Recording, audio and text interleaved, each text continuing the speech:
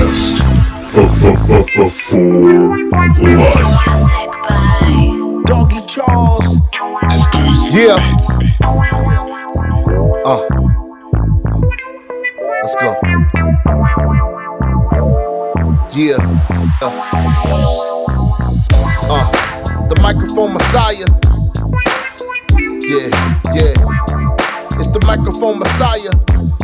And Mr. No Days Off. Microphone messiah. Mr. No Days Off. Phil, Brandon, what's good, y'all? Let's go. Bullet Cast host.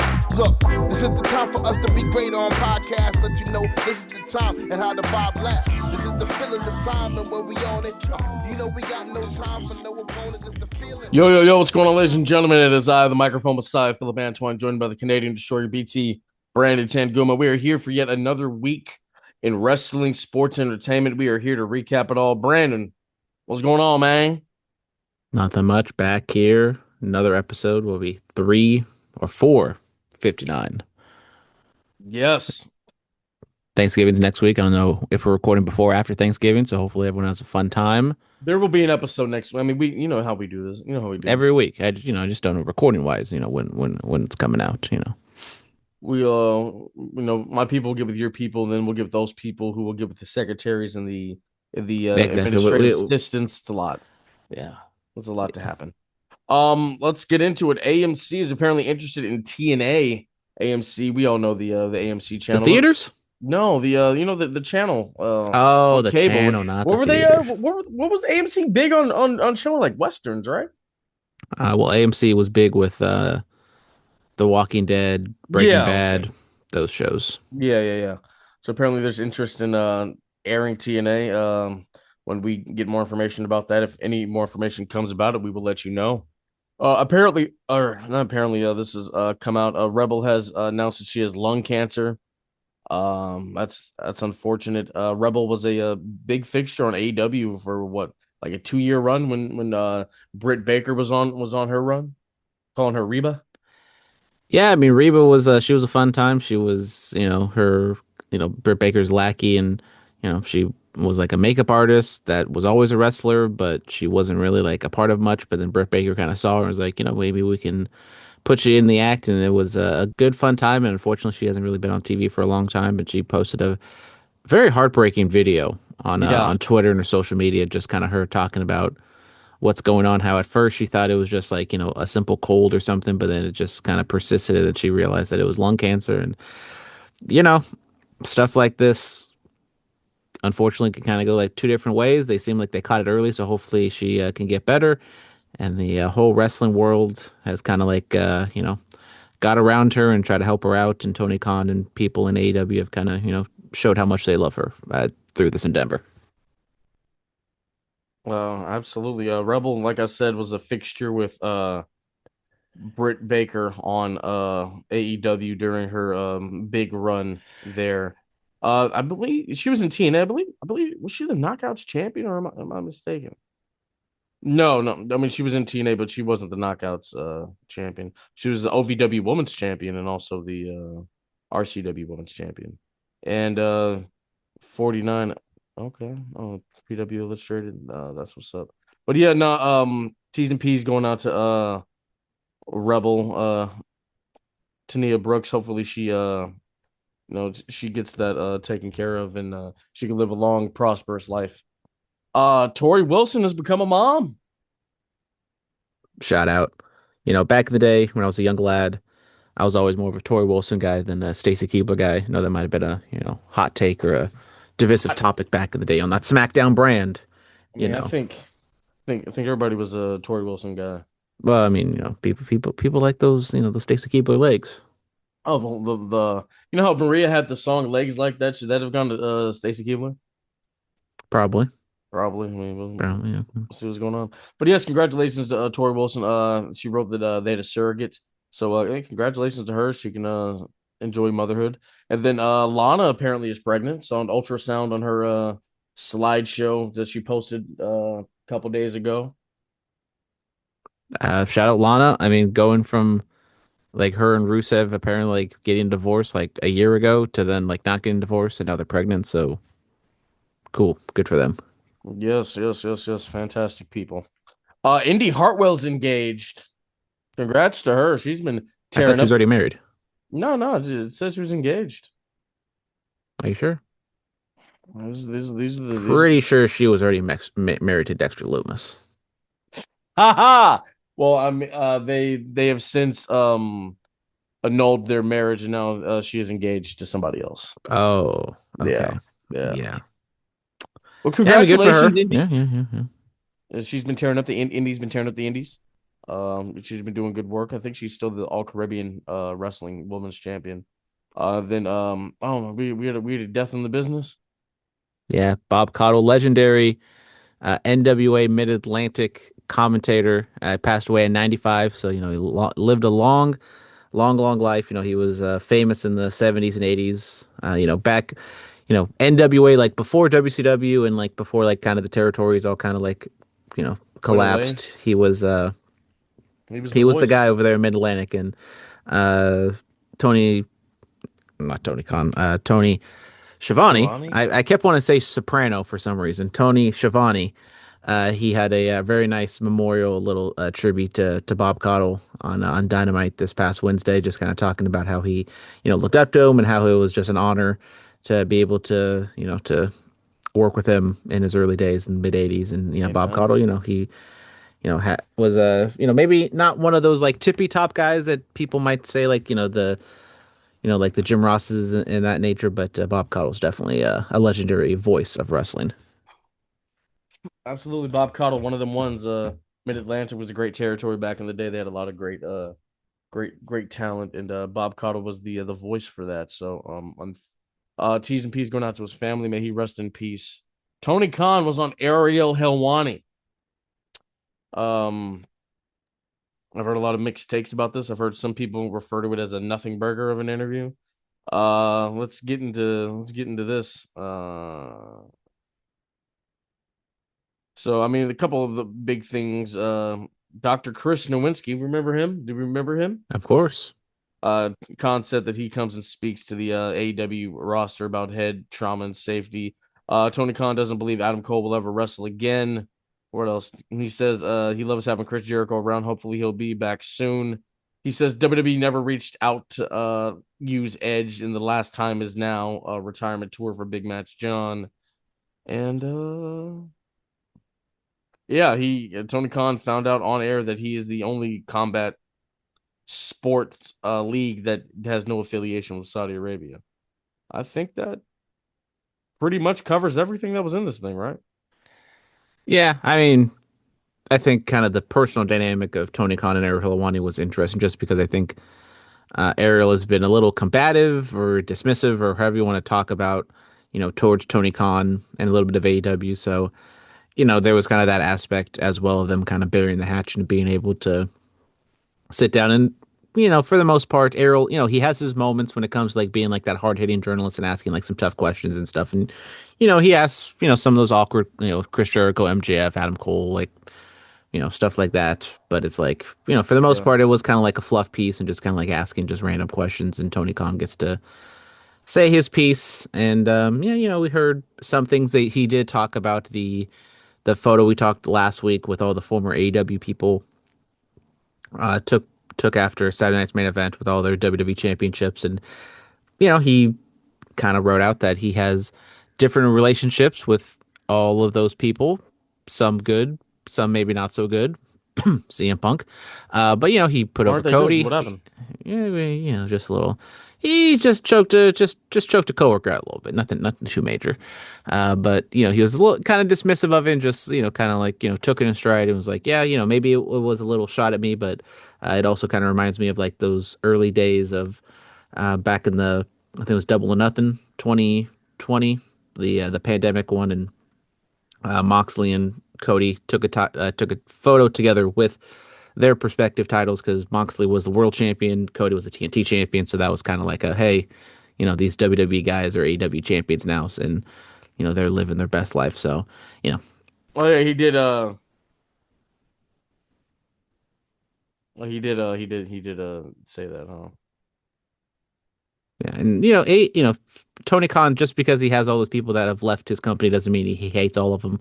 I mean, he probably doesn't hate CM Punk. He probably very much wishes CM Punk was still with this company, but just for whatever reason, the other important people might not have that same thought process. But like Cody, it seems as though him and Cody have a pretty good relationship, and it's hard seeing Cody go back there because of how successful he's been in WWE recently. But it seems like everything, but personally between those two guys are okay. Yeah, I mean, I'm just looking at this with the whole CM Punk thing. Ariel Helwani asked him, like, was it a good idea to play the tape? And then Tony Khan said, the thing spoke for itself. He wished they could have rekindled and moved forward, but everything happens for a reason, basically. So interesting stuff, man. Interesting stuff. Yeah, yeah. Let's get into SmackDown. Drew joins the WarGames team. Bronson Reed is going at it with the undisputed WWE champion Cody Rhodes. Braun Breaker comes out there. Logan Paul comes out there. The Usos try to make the save. Drew comes out there. Claymore's Cody signs. I guess he'd already signed the paper. Nick Aldis is out there yelling at Paul Heyman, "What are you doing? What are you doing? Why is he on my show?" And Paul's like, "Yeah, you said anybody from any roster. He's on the roster, So, what did you think of this whole thing? But I thought Drew McIntyre was in pre-production meetings for filming a movie, so that means he was going to be gone for the rest of the year. Who lied to you? I don't know. But Drew coming back, joining the heels, it's a little bit of a surprise, but also kind of makes sense adding, a heel with some name value because we were speculating, okay, how are we going to fill out these teams with, these heels that don't really have much connections to anybody else. So, getting Drew in there who doesn't like Punk, doesn't like Cody, makes total sense. And Doesn't like the Usos. Remember, he was the bloodline hunter. so I mean, we'll talk about once we get to Raw. There's a lot. There's a lot going on with this War Games thing.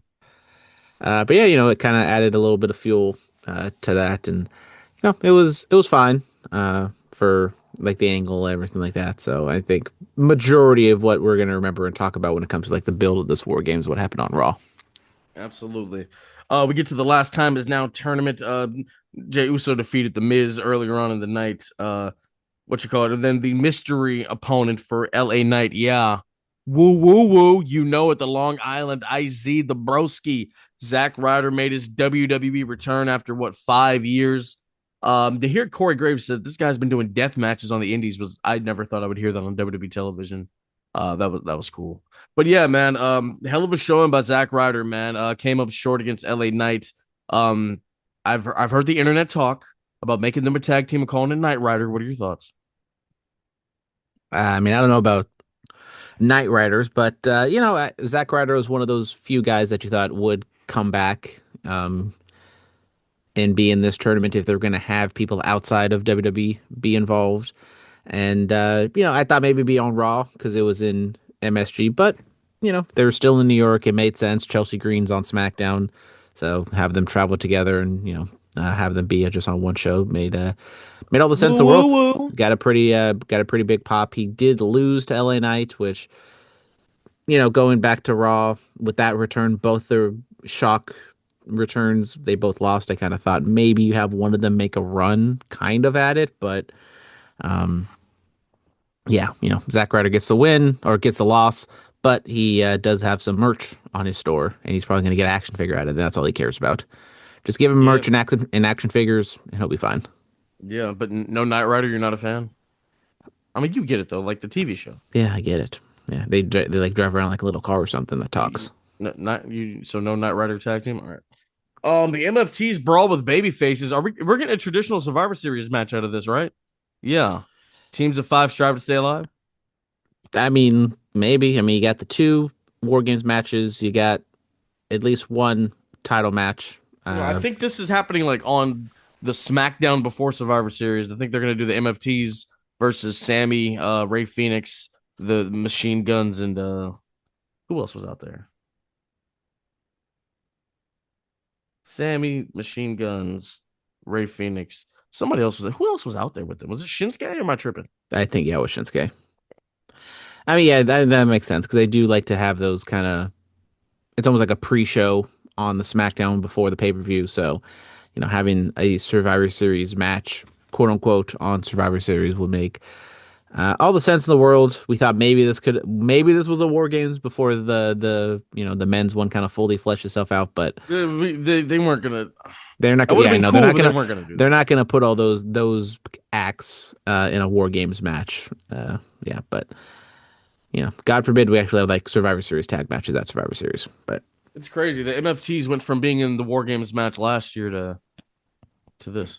But yet, no team. I love the traditional Survivor Series matches, man. Teams of five strive to stay alive. I mean, up until what, like 90, what, one? They were only the whole Survivor Series card was all the tag matches to be random baby faces with random heels going at it. Survivor. Yeah, man. I mean, the Survivor Series tag matches. That's where the Undertaker 35 years ago this week, actually.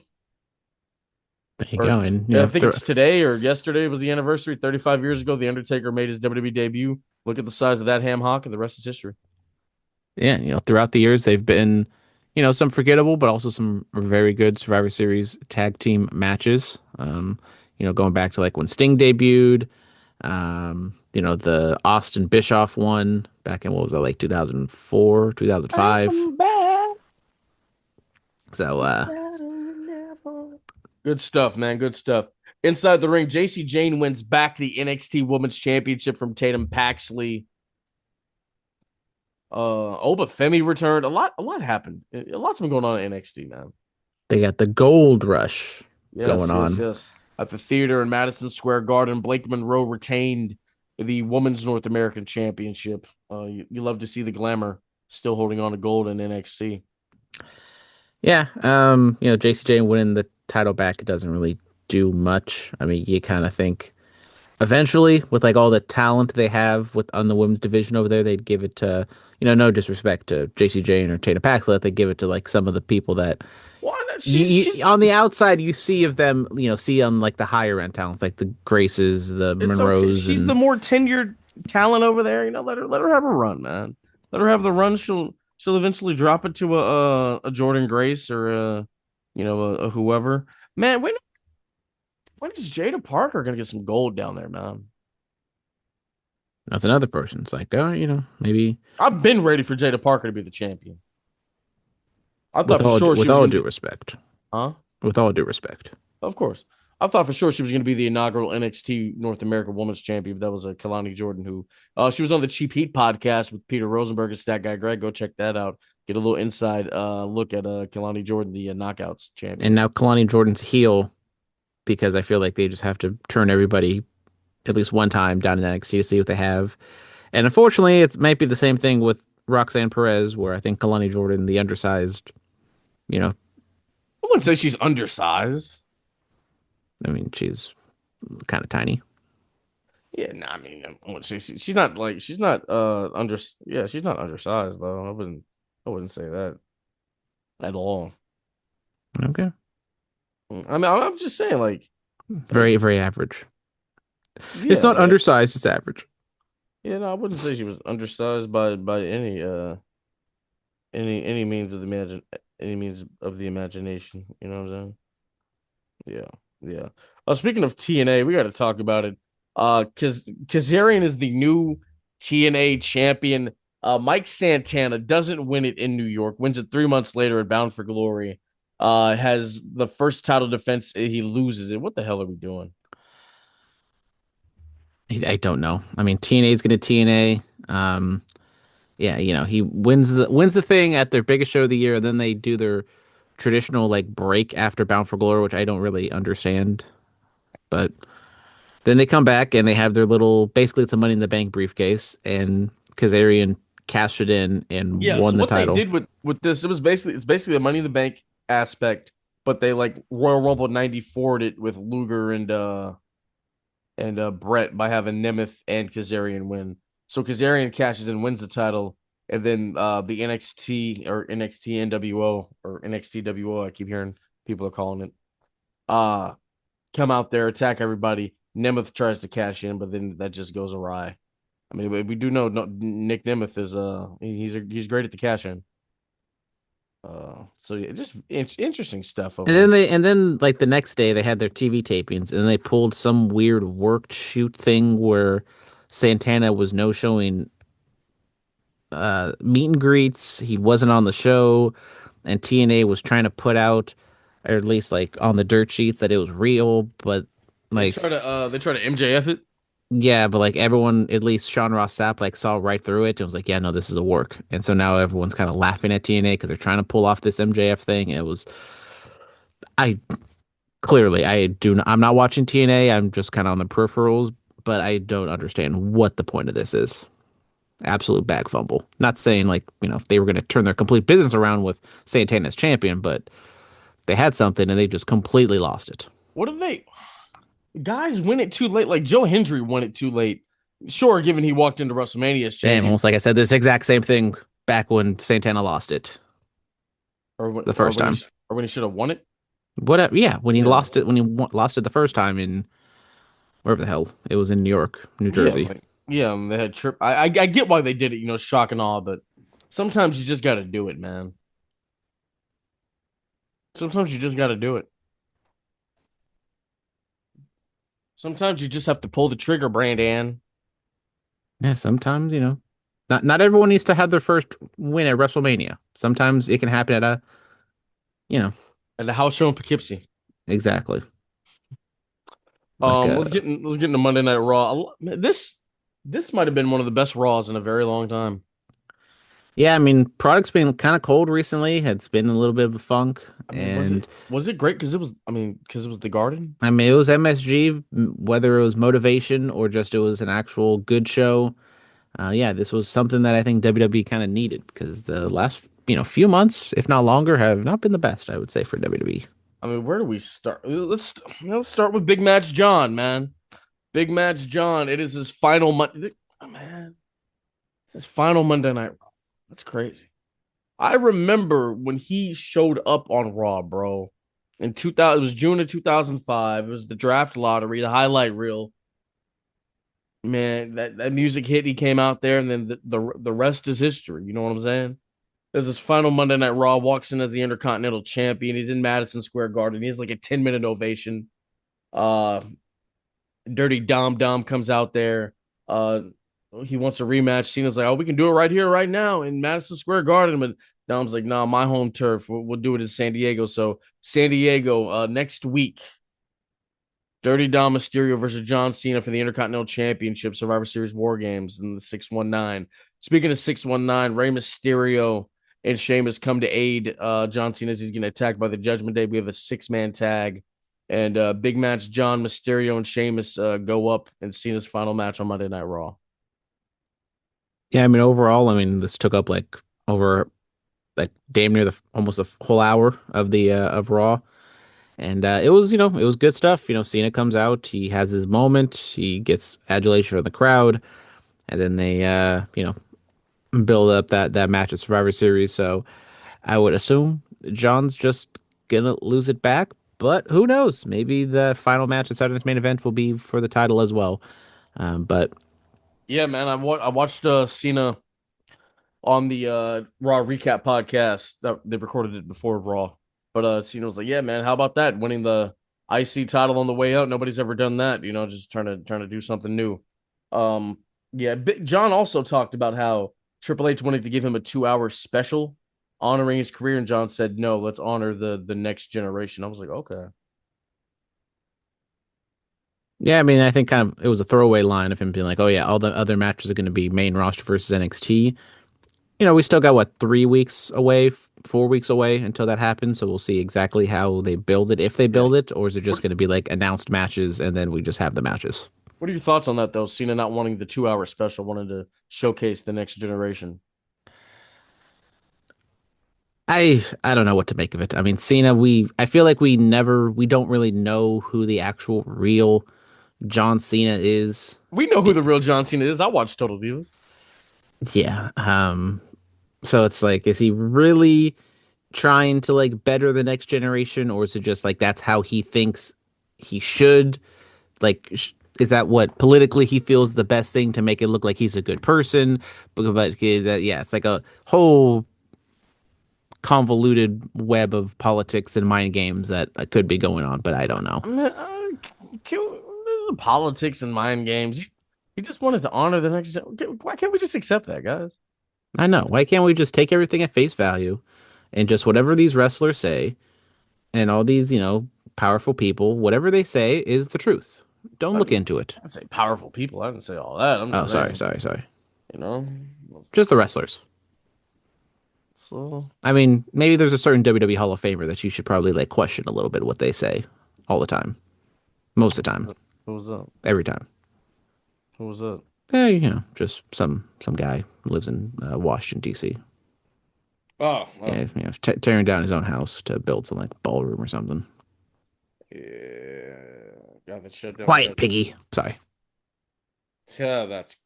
Yes, I heard that. Yeah, man. What the hell was that? It's crazy. What else? What else? Let's get to the other big stuff. It's gonna be Survivor Series War Games Face Off. Um, Logan Paul walks out there with the Vision, Braun Breaker, Bronson Reed, Paul Heyman. Drew McIntyre comes out there solo dolo. And then it's the Usos. It's CM Punk, Cody Rhodes. Notice Cody tried to dap up CM Punk. Punk didn't do it. I noticed. I saw that.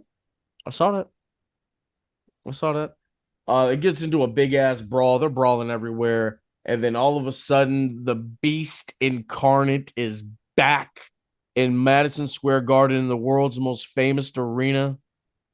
He's out Not there. Austin Theory like some people thought.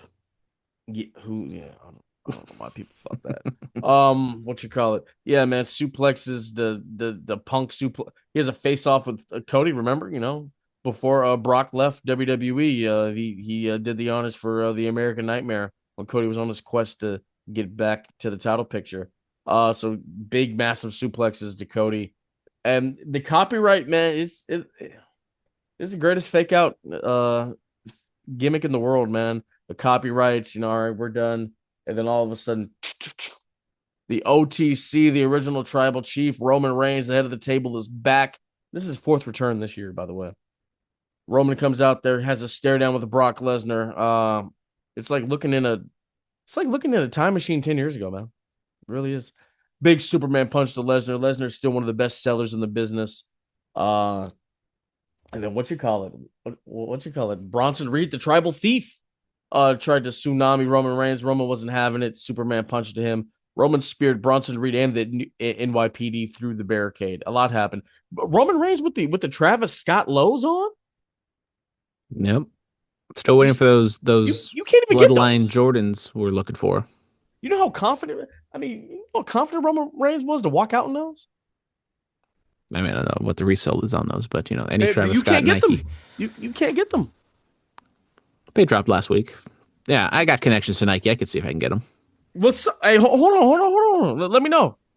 Let me know. Okay. I mean, let's kayfabe. I don't have those kind of connections. I mean, hell, I can't even get Jordans that come through my store because now they have to raffle everything, and I can't even win the raffles. Rig it, brother. It's work. Well, But yeah, I mean, what are your thoughts on all that? I mean, this is the most stacked War Games ever. I mean, Paul Heyman talked about how we led the Samoan SWAT team into War Games, how we led the Bloodline into War Games. I mean, and then if you look at all this stuff, man, all these underlying things, Roman Reigns doesn't like CM Punk because CM Punk took his wise man from him. Cody Rhodes is in his way in life. He still has problems with his cousins. Him and Brock have been going to war for 10 years. Drew McIntyre, this is the closest he's gotten to getting his hands on Roman Reigns in quite some time when he was hunting down the bloodline. Bronson Reed pinned Roman Reigns. Like there's so much going on here in this, man. What are your thoughts? I thought it was a fantastic ending segment with a lot of star power. Crowd responded with all that star power with great reactions. It's still interesting when Brock Lesnar comes out to see what kind of response it gets. It seems like the crowd was okay with them. They were cheering him. Obviously, Roman comes out, huge ovation. They've been cheering OTC for like the past couple weeks now. Every time there's been like some brawl that you would think and hope that he'd come in and make the save, and he finally did it here. And yeah, like as you said, there's a lot of there's only a week left, so it's kind of hard to kind of like exactly map out all those different storylines, and maybe they'll kind of flesh it out more in the match itself. But yeah, just a lot of star power. They didn't do any talking. They did a brawl, and television wise, the brawls are kind of boring, at least with the first set of people, because it was like, all right, we've seen this before, and the crowd gets into it, so like the crowd enjoys it. But I think as a television viewer, it kind of gets old quickly. But then you added the newness of Brock and Roman. I think it made it fine ending to the show. Brock Lesnar in a War Games. I never thought I'd see this. This is about to be crazy, bro. Yeah, I don't know how they're gonna play that. Are they gonna have him kind of in the middle? Is he gonna just be like the last guy? Brock's in his own cage. I'm gonna say it right now. I think the heels win. Well, I mean, not to disrespect Jey Uso or Jimmy Uso, but they're clearly like, especially Jimmy, let's be honest, is definitely the lowest person on this totem pole. No, I think a bigger name takes a loss. What if Braun Breaker pins CM Punk? What if I, Drew pins Cody? we don't, I mean, we have these poker table commercials. Are we getting Cody and Brock? We don't know. There seems to be not a perfect main event of WrestleMania right now. I There mean, are two things you can do. I heard Sam Roberts say this, and this makes sense. I mean, I kind of already like assumed like if like Roman, if he somehow won the Rumble or Elimination Chamber or whatever, he would just go to Cody. Just automatically, hey, I want my championship back. It's time. But if CM Punk is still world champion by the time we get to WrestleMania, you CM Punk versus Roman Reigns, that's something. I mean, I think Roman in a singles match should be, probably one of the main events of WrestleMania. I thought it was a not missed opportunity, but just kind of not capitalizing, I think, enough by doing that triple threat match with Punk, Seth, and Roman. But um, yeah, we'll have to just wait and see. Clearly, there is still star power in WWE, but they can't rely on the Rocks or Cenas to bail them out. So seems like some combination is going to be in the main event of WrestleMania in the Survivor Series War Games.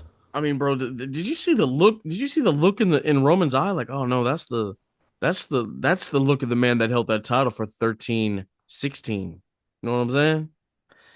Yeah, and Yeah, then that like you get this said, look. like 10 years in the making. Just, I mean, it's the most main evented. It's the most whatever you want to say. Like it's the match that's main evented the most WrestleManias in Brock and Roman. And to be honest, none of them were really ever successful in terms of crowd reaction, crowd excitement.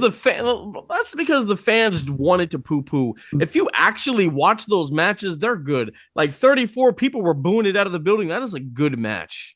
Like And then you come to this one right here, and now Roman is a babyface, but he's definitely still has like his heel persona, and just kind of the evolution of both those guys in the past 10 years is quite amazing. Even though it Brock is. is still kind of just like the same guy, but Roman Yeah. basically. Yeah, I mean, it's time for the beast to be the beast again. That's why he decimated John Cena again. Like, if you really think about it, like Brock Lesnar was in an attraction match at WrestleMania 39. He was over here, losing to Cody Rhodes. Brock, like when Brock was on that tear, who did he lose to? Think about it. I mean, I Nobody. think Brock and Braun could be a WrestleMania match. Not saying it's I gonna be a th- main event, I but think that's where they go. Yeah, that definitely seems like to one, Cody Roman run it back again. That makes sense. I really don't want another CM Punk and Seth Rollins thing, but maybe that's where they're going. But yeah, Braun and Brock, and then maybe Cody Roman does seem like those are two marquee matches. If you're kind of like saying, all right, these are like two of the top five matches, that seems like it's a good start. absolutely. Maxine Dupri.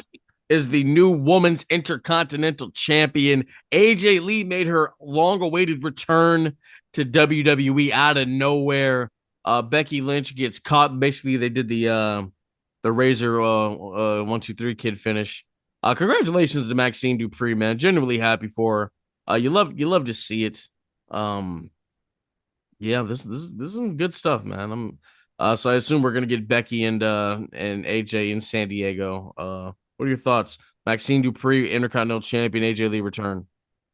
Yeah, I mean, it was nice to see AJ come back finally. The match itself was, it had its moments where it wasn't the prettiest thing in the world, but the finish, I thought maybe you could have done a little bit more in terms of giving Maxine like an actual win instead of just a straight up distraction finish, or just kind of having, you can still distract Becky a little bit to give her an out. They're still doing the thing with the referee, which I don't know if that is going to come to fruition any which time, because she is an actual wrestler and she's been doing stuff. So I don't know with that, but it's just interesting that she just keeps refereeing these matches. Bro, did you see Rebecca Lynch called Adam Pierce like 30 times in the span of like 40 minutes? Have you seen Well, his call log? It's crazy. well, all you gotta do is just pick up one time, and and Maybe he I'll was be. busy. He be out walking his dogs and stuff on social media. Maybe he just went for a walk, left his phone at home, or had it on Do Not Disturb. Like we don't know. Uh, We don't know. We don't know. But congratulations to Maxine. That's the point, man. Hard work pays off, man. You love to see it. Solo Sikoa had a mystery opponent in the last time is now tournament, and it was Dolph Ziggler. Dolph Ziggler made his long-awaited return to WWE. Ziggler was on Busted Open the night after, and he said, "Yeah, man, Solo was so much better now than he was 2 years ago when he left." The hard buckle has been making its rounds across social media. Nobody sells like Ziggler, man. I thought they worked well together. It was a really good match, and I enjoyed it.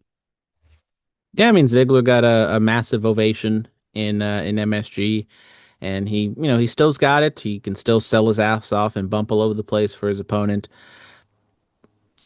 I think I kind of would have rather see Ziggler win this one because at least with Ryder and Knight is a protected guy, and you could see him get a couple wins under his belt. Solo, like yeah, he kind of has the history with Cena a little bit. He's We the need to leader of the establish MFTs. He needed to win. yeah, but yeah.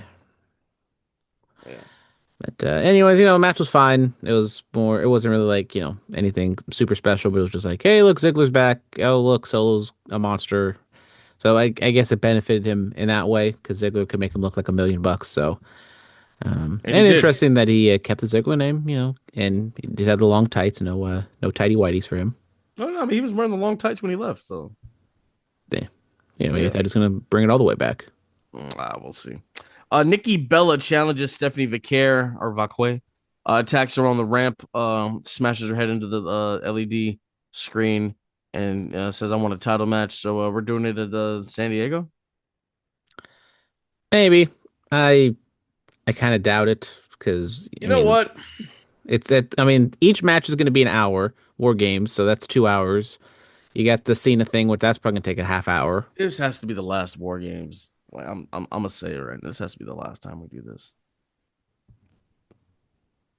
I mean, I'm all for that. I said that last week. That I'm getting tired of this stuff. Okay, we just go back to the regular Survivor Series and maybe sprinkle in a War Games every now and then. But logistically, two rings, that affects your ticket sales, brother. So you Yeah, gotta no, plan I stuff know, out I know, advance. I know, I know. I'm just we gotta figure something out. Like maybe next year, like the Survivor, we do a regular Survivor Series match, and the winning team gets 5 of the last 10 spots in the Rumble. Maybe. Or no, no, no, no, no, no, no. How about this? The people who are still active in the match, like either the sole survivor or the surviving members of the team, get a couple of the last 10 spots. Yeah, why do we do that? Maybe. I see. I like that. But yeah, call me crazy, Nikki Bella, women's world champion, I don't know, Jim. I think you just or have. she loses to Stephanie and goes spoils Maxine's party and wins that. Nikki Bella as IC champ. I don't hate that. Yeah, it seems a little bit better of Stephanie or Nikki, kind of raining down on Maxine's parade and beats her that way, and then you can have another up and coming babyface woman, beat her for it. And then you have the low key legend come and take it. See, There you go. I've got y'all, man. I've got y'all. I've got y'all. Yeah. Yeah. All that. All that. Oh, what else is going on with this show? Gunther defeated Javon Evans. The ring general is back. He has his old music. Oh yeah. Thank God. Oh yeah. What? I hold on. I kind of like the Gunther. I kind of like that too. I will say it did kind of start to grow on me, but you can't beat the classical music.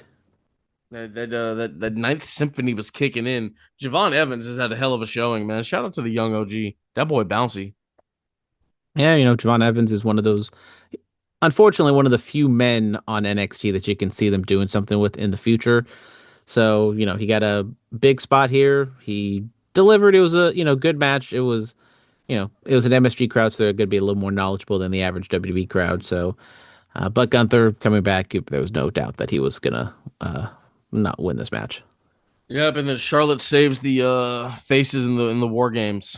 There's a lot going on, man. Yeah, kind of an awkward segment. It wasn't like super clear. I mean, clearly, like I think Charlotte's gonna like win or not win, but be a part of the match. But it was just kind of like she makes a save, and then like they just look at each other, and that was it. No like handshake, no embrace, no like yes, I'm with you. No, they did the nod. They did the yeah. So you have to watch out for these things, Brandon. Sorry, my little peanut brain can handle all this storytelling. It's okay, man. AEW, Lashley and Benjamin earned first two spots on the gauntlet. They got to wrestle each other, huh? Yeah, so they're doing the Well, brother, hold on.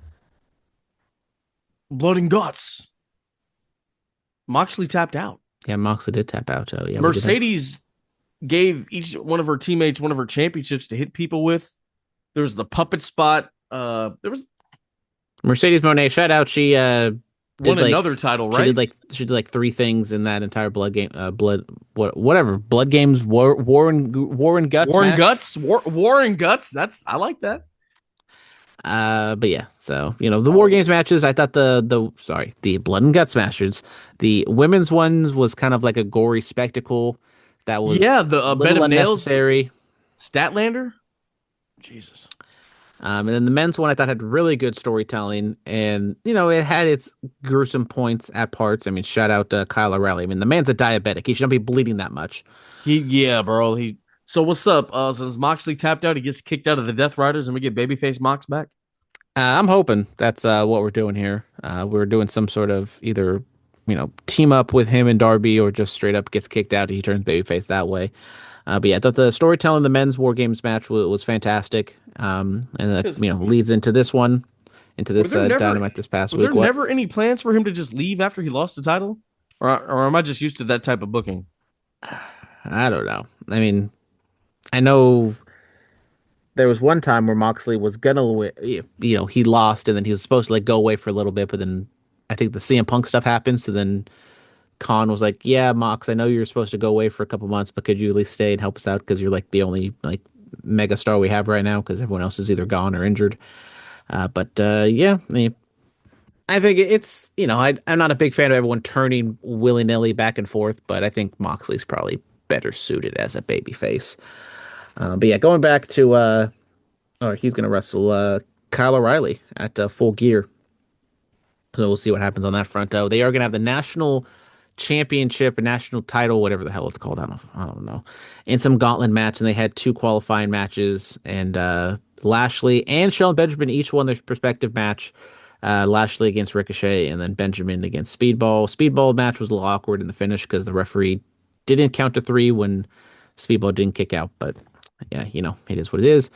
This was a combined Dynamite Collision, so it was 3 hours in total, and they had some tag team matches for the women's tournament. Whatchamacallit. The first one was Mina Shirakawa and Toni Storm beating Alex Windsor and Riho, and then on Collision, Megan Bayne and oh my goodness, Marina Shafir beat Ty J in the tournament to move on. Ty Conti was a little emotional. I don't know if it was a work or a shoot about, kind of they're the only or the first women's tag team in AEW, and they just ended up losing to a makeshift tag team in the first round of the tournament. But that's the business, buddy. Um, Paige and Shibata wrestled. Paige won to build up the tournament, or not the tournament, the cage match. I'm all over the place, and main event of the whole ordeal was Mercedes Moné defeating Red Velvet to unify the ROH Women's TV Championship. I don't know if this counts as another belt because she technically gets like the official one and the interim one. Bro, what? Wait, what? Yeah. So remember last month when Mercedes Moné defeated Mina Shirakawa, she was the interim ROH Women's Television Title champion. But then Red Velvet, who was injured, then came back. So then they wrestled on Collision this past Wednesday to unify the titles. So Mercedes won that one. So she's still the champion, but she's the undisputed champion, which means she gets two belts, but it's still just the same championship. So how does that work? Does she gain another belt, or does she just have to toss the interim one away and she just has the official one now? I don't know how that works. I'll have to talk to the commission on that front. I think it just classifies as two, and then it classifies as like another title win, and then eventually it'll just be the one championship. So that's Yeah, we do have Full Gear coming up this weekend. Honestly, I'm not super excited. It kind of feels like those Survivor Series ones where, the Full Gear is like one of their four major shows. At least used to be or should be. But just it's kind of got lost in the shuffle. I think they've done a lot of pay-per-views recently. So this one's not built up as much, I think.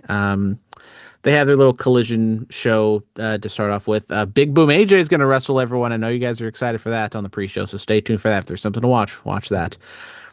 Speaking of Monet, she's going to wrestle Chris Statlander for the AEW Women's World Championship. So it's not title for title. It's just one title on the line, which is a little weird, but I think Mercedes is going to win this one. And unfortunately, Statlander was just like a transitional champion between Toni Storm and Monet. Men's world title in a steel cage, Hangman and Samoa Joe. I would just suspect Hangman's going to get the win there. Tag team titles, Brodito taking on FTR. This one should be a very good match. Brodito's kind of hitting their stride. They're doing some good stuff, but FTR's been doing their thing. I would not be shocked if FTR wins, and then maybe they do something with Christian Cage and Copeland for the tag titles, maybe at World's End or whenever the next pay-per-view will be after that. Another trios match, $100 million on the line. Kenny Omega, Jurassic Express taking on the Young Bucks and Josh Alexander.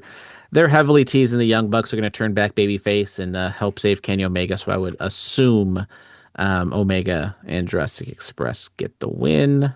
Or maybe the Young Bucks and Josh Alexander will get the win and they turn babyface after the fact. Gauntlet match for the national championship. Who cares? Kyle Fletcher and Mark Briscoe for the TNT title. I think Mark Briscoe wins. Is he still the Ring of Honor champion? He is not the Ring of Honor champion. That's Brodito.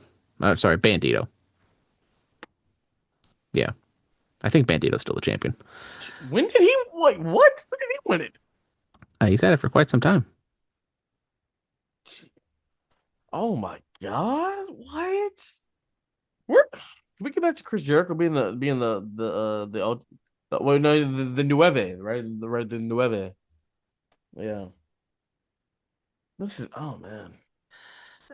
What's else? We got Darby Allin and Pac. They're building up Pac as a formidable foe, maybe the new leader of the Death Riders. That's right, he joined them, yeah. Or he was an original member, but then he got hurt or some visa issues. I don't know. But it seems like both.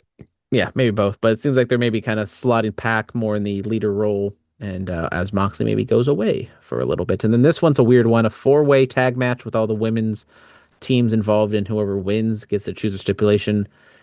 I don't care. I don't really know. Maybe Megan Bayne and Marina Shafir just because they're trying to build up their credibility and they're, I don't know. And then we talked about a little bit John Moxley and Kyle O'Reilly, no holds barred match.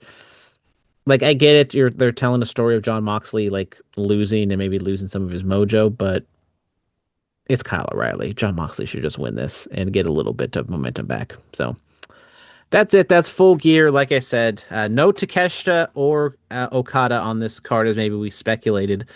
Um, if there's like a match I would say is gonna be something to watch out for, it'd probably be that tag match. And that's it, to be honest. So, not a ringing endorsement of Full Gear, but at the end of the day, it's probably going to be a good show still because they usually always are. So, yeah, that's my little AEW bit for the week. Mm, wow. Yep. That's that is a lot. All right, ladies and gentlemen, no shows this weekend, really. I don't know of any.